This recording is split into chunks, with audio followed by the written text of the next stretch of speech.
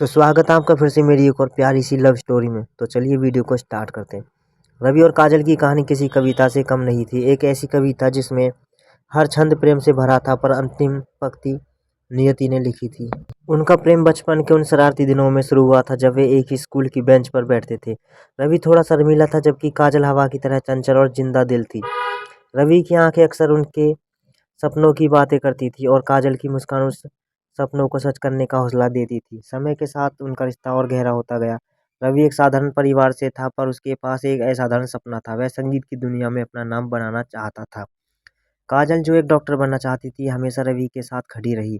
एक दिन तुम्हारा संगीत पूरी दुनिया सुनेगी रवि, काजल कहती थी, और रवि उसकी आंखों में अपनी दुनिया देखता था। का कॉलेज खत्म होते ही रवि को मुंबई के एक बड़े संगीतकार के साथ काम करने का मौका मिला, पर यह अवसर शहर से दूर एक कठिन संघर्ष की मांग करता था। जब विदाई का समय आया तो बारिश की हल्की फुहारों में दोनों एक दूसरे को कसकर गले लगाया। मैं जल्दी लौटूंगा काजल, रवि ने उसके गीले बालों पर हाथ फेरते हुए कहा। यह दूरी हमारे प्रेम की परीक्षा है। जाओ रवि, मैं इंतजार करूंगी, बस तुम अपना सपना मत भूलना, काजल ने कहा, पर उसकी आवाज में एक अनजाना डर छिपा था। शुरुआत में उनके बीच पत्र और फोन पर कॉल्स पर बात होती रही। रवि उसके मुंबई की भागदौड़ के बारे में बताता और काजल उसे शहर की शांति और अपने अकेलेपन के बारे में। मगर नियति को उनका सुख शायद मंजूर नहीं था।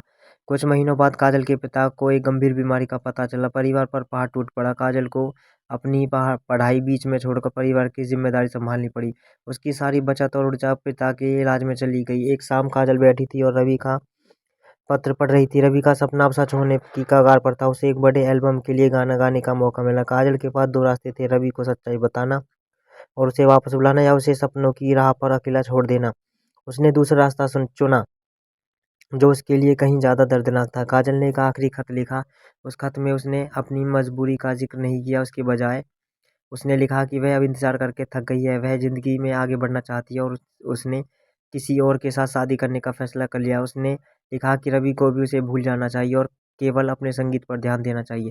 जब रवि को यह खत मिला तो उसकी दुनिया थम गई। उसकी आंखों के सामने काजल की हंसती हुई तस्वीर नाचने लगी। उस खत ने उसके दिल को तोड़ दिया, पर उसके अंदर एक जिद भर दी। अब उसे केवल संगीत के लिए जीना था, ताकि वह दर्द को भुला सके। साल गुजर गए। रवि एक सफल संगीतकार बन गया। उसके गाने हर जुबां पर थे, पर उसके संगीत में एक गहरी उदासी हमेशा महसूस होती थी। एक कॉन्सर्ट के सिलसिले में रवि कई सालों बाद अपने शहर लौटा। पहली फुर्सत में वह अपने पुराने मोहल्ले गया। उसने देखा कि काजल का घर शांत था। पड़ोसियों से पूछताछ करने पर पता चला कि काजल के पिता तो ठीक हो गए, पर काजल ने कभी शादी नहीं की। वह अपने पुराने घर को ही एक छोटा सा स्कूल बनाकर बच्चों को पढ़ाती है। रवि का दिल तेजी से धड़का। वह सीधे स्कूल के अंदर गया। एक क्लासरूम में काजल बच्चों को कविता पढ़ा रही थी। उसके चेहरे पर अब भी वही निर्मल शांति थी, पर उसकी आंखों के कोनों में वर्षों पुराना दर्द जमा था। जब काजल ने पलटकर रवि को देखा तो समय वहीं ठहर गया। न कोई शब्द निकला, न कोई शिकायत, बस दो आत्माओं की आंखें मिली, जिनमें अनकहा प्रेम, वर्षों की जुदाई और अथाह त्याग की भावना थी। रवि की आंखों से आंसू बह निकले। तुमने झूठ क्यों कहा काजल? काजल की आवाज भारी थी। तुम बड़े संगीतकार बन गए रवि, तुम मेरे टूटे हुए सपनों का बोझ नहीं उठा सकते। मैंने तुम्हारा इंतजार छोड़कर तुम्हारा भविष्य चुना, पर तुम्हारा क्या, तुम्हारी खुशियां? रवि ने पूछा। काजल ने मुस्कुराने की कोशिश की, एक फीकी मुस्कान। मेरी खुशी तो तुम्हारे संगीत की हर धुन में गूंजती है। जब मैं तुम्हें टीवी पर देखती हूँ तो मुझे लगता है कि हम आज भी साथ हैं। रवि ने उसका हाथ थाम लिया। वे दोनों जानते थे कि अब समय उन्हें फिर से एक नहीं कर सकता। जिम्मेदारियां और त्याग ने उनके बीच एक अदृश्य दीवार खड़ी कर दी थी।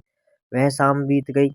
रवि वापस मुंबई लौट आया, पर इस बार वह अकेला नहीं था। उसके साथ काजल का त्याग था, जो उसके संगीत को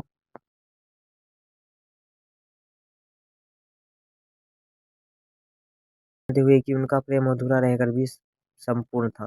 तो गाइस, ये थी हमारी एक और अच्छी नई लव स्टोरी। आप हमें बताना आपको हमारी ये वीडियो कैसी लगी।